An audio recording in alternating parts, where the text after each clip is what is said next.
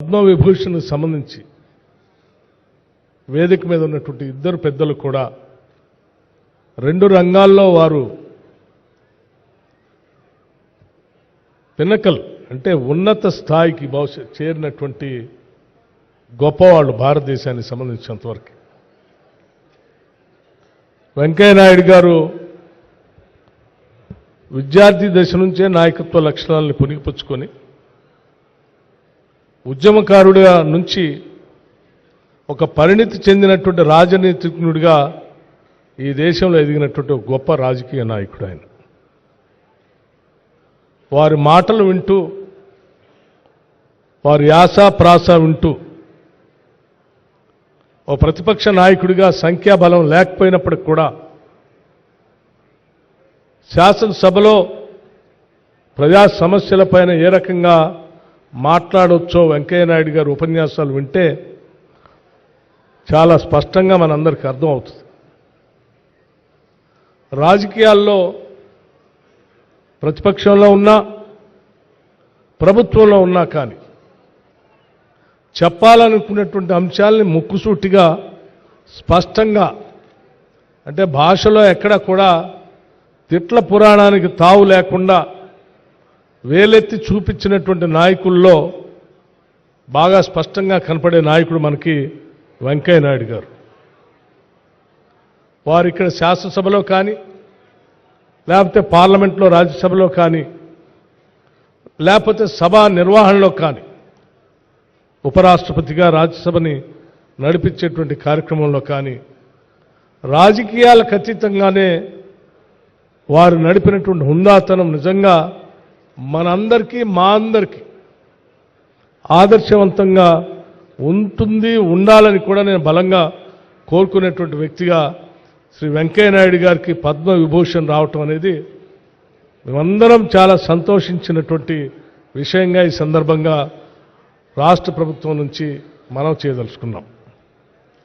అలాగే వెంకయ్యనాయుడు గారు మాట్లాడుతూ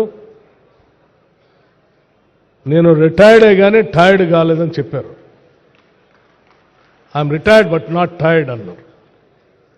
అంటే నిజంగా వారి విజ్ఞానం, ముఖ్యంగా ప్రజాస్వామ్య దేశంలో రాజకీయ పార్టీలు ఏ రకంగా ఉండాలి అని చెప్పే దాంట్లో వారి నుంచి చాలా అంశాలు నేర్చుకోవాల్సినటువంటి అవసరం ఉందని భావిస్తూ ఉన్నాను నేను. అట్లాగే చిరంజీవి గారి గురించి ఎంత చెప్పినా తక్కువే. సినిమా రంగంలో ఎటువంటి బ్యాక్గ్రౌండ్ లేకుండా వారు ఇంత ఉన్నత స్థాయిని, ఒక మెగాస్టార్ స్థాయికి ఎదగటం అనేది స్వయం కృషితో ఎవరైనా సాధించాలి అనేటువంటి పట్టుదల ఉంటే నాలాగా సాధించవచ్చు అని చెప్పి వారు మనందరికీ ఇన్స్పిరేషన్ ఇచ్చినటువంటి ఒక గొప్ప కథానాయకుడు. సరే, చాలామంది కథానాయకుడిగా సినిమా రంగంలో ప్రవేశించి కథానాయకులుగా ఉంటారు.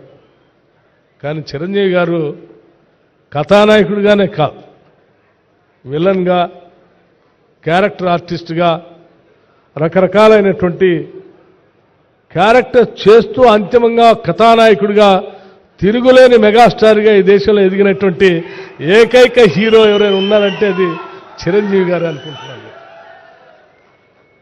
సమాజంలో ఉన్నటువంటి అనేక పాత్రలు స్వయం కృషి లాంటి సినిమాలో కానీ, ఊరికిచ్చినటువంటి మాటల్లో ఒక కథానాయకుడి పాత్ర కానీ, లేకపోతే రకరకాల, అంటే సమాజాన్ని స్ఫూర్తిగా తీసుకొని ముందుకు నడిపించడానికి పనికొచ్చేటువంటి అనేక పాత్రలు పోషించి వారు గొప్ప స్థాయికి ఎదిగారు. వారితో ఆనాటి ఉమ్మడి సభలో శాసనసభ్యుడిగా పనిచేసేటువంటి అవకాశం, అదృష్టం మా అందరికి కలగటం నిజంగా చిరంజీవి గారు రెండు తెలుగు ప్రజలందరికీ కూడా ఒక గొప్ప కథానాయకుడికి కాదు, ఒక విలువలతో కూడినటువంటి కథానాయకుడిగా నేను చూస్తూ ఉన్నాను. వారు కథానాయకులు సరే వారి ప్రైవేట్ జీవితంతో ఆ ఫ్యాన్ ఫాలోయింగ్తో పోతూ ఉంటారు.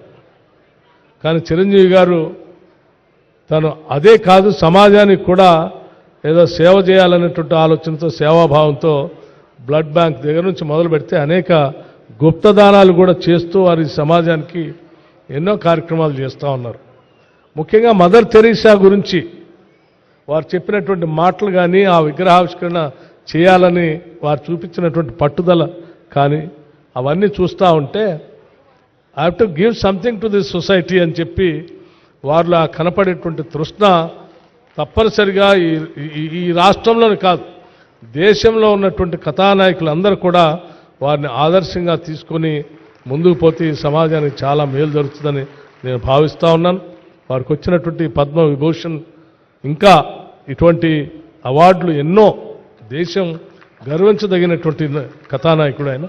వారికి ఇంకా ఎన్నో అవార్డులు ఇటువంటివి రావాలని నేను మనస్ఫూర్తిగా కోరుకుంటూ అట్లాగే చిరంజీవి గారికి అట్లాగే వెంకయ్యనాయుడు గారు ఇద్దరు కూడా వారిద్దరి జీవితాలు మనందరికీ రోల్ మోడల్స్ రెండు రంగాల్లో అటు రాజకీయ రంగంలో ఇటు సినీ రంగంలో అన్ని రంగాల్లో కూడా వారిద్దరి జీవితాలు ఆదర్శం అని చెప్పి మీ అందరికీ నేను మనవి చేస్తూ నేను మరొకసారి ఈ పద్మ అవార్డు గ్రహీతలందరికీ కూడా నేను మనస్ఫూర్తిగా అభినందనలు తెలియజేస్తూ వారికి సన్మానం చేసేటువంటి ఈ కార్యక్రమంలో అవకాశం రావటం కూడా మా అదృష్టంగా నేను భావిస్తూ ముగిస్తా ఉన్నాను. Thank you.